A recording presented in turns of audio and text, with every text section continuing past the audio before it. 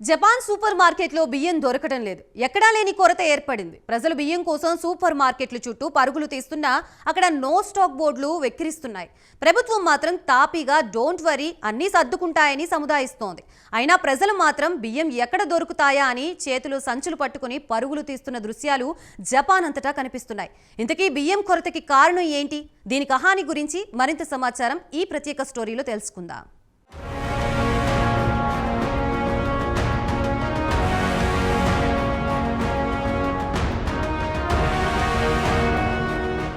మన దక్షిణాది వారి మాదిరిగానే జపాన్ ప్రజల ప్రధాన ఆహారం అన్నం. మరి అక్కడ బియ్యం కొరత ఏర్పడడంతో ప్రజలు తీవ్ర ఆందోళన చెందుతున్నారు. మంగళవారం నాడు అక్కడి సూపర్ మార్కెట్లో రైస్ నో స్టాక్ బోర్డులు కనిపించాయి. అయితే జపాన్ ప్రజలు ఆందోళనతో ఇష్టమొచ్చినట్లుగా పెద్ద ఎత్తున బియ్యం కొనుగోలు చేసి ఇళ్లలో పెద్ద ఎత్తున సరుకుల నిల్వ చేసుకుంటున్నారు.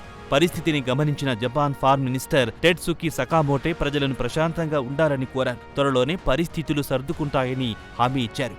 జపాన్లో 1999 తర్వాత ఈ స్థాయిలో బియ్యం కొరత ఏర్పడడం ఇదే మొదటిసారి.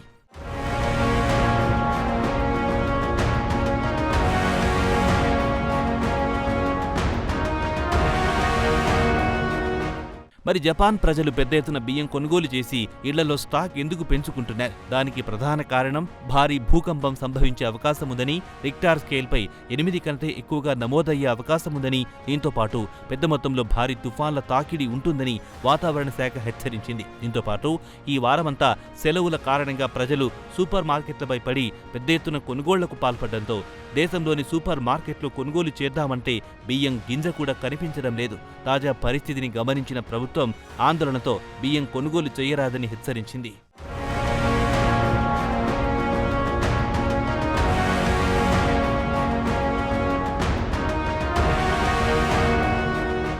టోక్యోలోని ప్రెస్క్లో సూపర్ మార్కెట్లో క్లర్కు తాజా పరిణామాలపై స్పందించారు. ఈ ఏడాది వేసవిలో సాధారణంగా కొనుగోలు చేసే బియ్యంలో 50% కంటే తక్కువే బియ్యం కొనుగోలు చేయాల్సి వచ్చిందని, తెచ్చిన బియ్యం బస్తాలు సూపర్ మార్కెట్లో పెడితే కళ్లు మూసి తెరిచేలోగా అమ్ముడవుతున్నాయి. ప్రతిరోజు ఉదయం స్టాక్ పెడితే మధ్యాహ్నం కల్లా సెల్ఫ్లు ఖాళీ అవుతున్నాయని సూపర్ మార్కెట్ మేనేజర్లు చెబుతున్నారు. ప్రభుత్వం హెచ్చరికలు చేయడంతో సూపర్ మార్కెట్లో బియ్యంపై రేషన్ విధించాల్సి వచ్చింది. భారీ భూకంపాలే కారణం కాకుండా నెల ప్రారంభంలో యావత్ దేశాన్ని తుఫాన్లు అతలాకుతలం చేశాయి. దీంతో ప్రజలు ఆందోళనతో ముందు జాగ్రత్తగా పెద్ద ఎత్తున బియ్యం స్టాక్ సమకూర్చి పెట్టుకుంటున్నారు. అలాగే ఓబోన్లో సెలవులు కూడా బియ్యం కొరతకు కారణంగా సూపర్ మార్కెట్ మేనేజర్లు చెబుతున్నారు.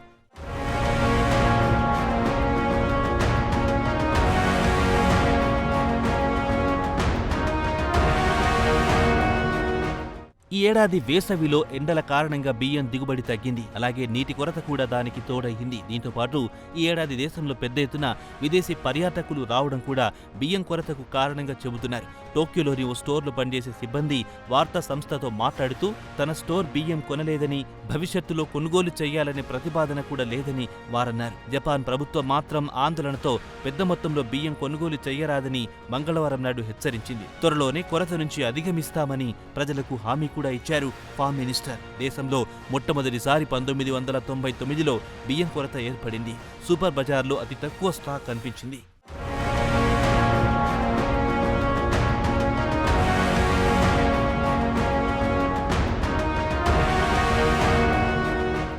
అయితే ప్రభుత్వ అధికారులు మాత్రం ఆందోళన చెందాల్సిన అవసరం లేదని ధైర్యం చెబుతున్నారు. కొత్త పంట కోతకు రాబోతుంది. సెప్టెంబర్ చివరి నాటికి మార్కెట్లో బియ్యం అందుబాటులోకి వస్తుంది. భయపడాల్సిన పని లేదని భరోసా ఇస్తున్నారు. అయితే దేశంలో బియ్యం గింజ మాత్రం కనిపించడం లేదు. ధరలు మాత్రం చుక్కలనంతాయి. అయితే జపాన్ విషయానికొస్తే ఇక్కడ బ్రేక్ఫాస్ట్లో రైస్, లంచ్లో రైస్, డిన్నర్లో రైస్ వాడుతుంటారు. దీంతో ప్రభుత్వం బియ్యం బదులు గోధుమ, సోయాబీన్ను పండించాలని ప్రోత్సహిస్తోంది. గత 50 ఏళ్ల నుంచి రైతులకు సబ్సిడీ కూడా ఆఫర్ చేస్తోంది. దీంతో రైతులు వరి పంట తగ్గించి ఇతర పంటల వైపు మొగ్గు చూపుతున్నారు. దీంతో గతంతో పోల్చుకుంటే 60% మాత్రమే వరి నాట్లు వేస్తున్నారు. గతంలో వచ్చిన దిగుబడితో పోల్చుకుంటే సగానికంటే సగం 14.45 మిలియన్ మెట్రిక్ టన్నుల దిగుబడి వచ్చింది.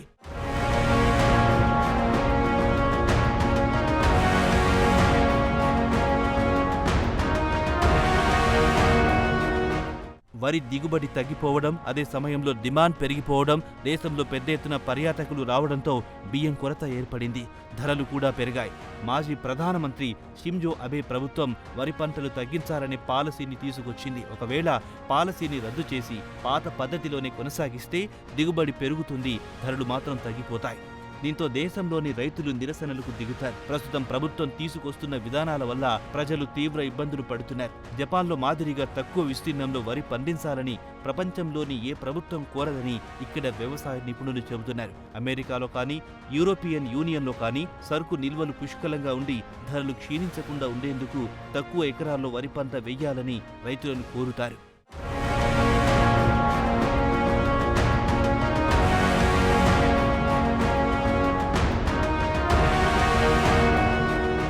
ప్రభుత్వం వరి దిగుబడి తగ్గించేందుకు ప్రతి ఏడాదికి రైతుకు $2.06 బిలియన్ సబ్సిడీ ఇస్తోంది. అంటే సుమారు 17,000 కోట్లుగా చెప్పుకోవచ్చు.